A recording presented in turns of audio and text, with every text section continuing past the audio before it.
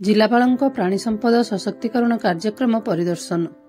बौद्ध जिलापाल श्रीजुक्त सुब्रत कुमार पंडा हरभंगा ब्लॉक रे चलिथिबा प्राणी संपद विकास विभाग पक्षरु विभिन्न सशक्तिकरण कार्यक्रम को परिदर्शन करथिले।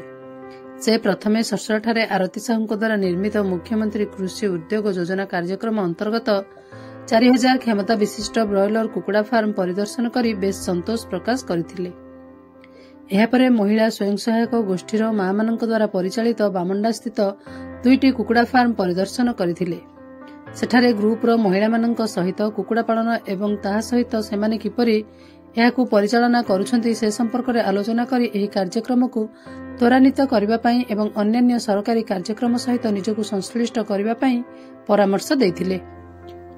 एही परिदर्शन समय जिलापालଙ୍କ सहित अतिरिक्त जिलापाल Srijukta Anirudh Pradhan, deputy collector Suchismita Behera, Harbhanga BDO Sarat Chandra Sethi, Harbhanga तहसीलदार विभू प्रसाद सिंह, जिला मुख्य प्राणी चिकित्सा अधिकारी डॉक्टर रामाराव पालो, हरभंगा गोष्ठी प्राणी चिकित्सा अधिकारी डॉक्टर वीरेन्द्र कुमार पृष्टि उपस्थित रहिथिले।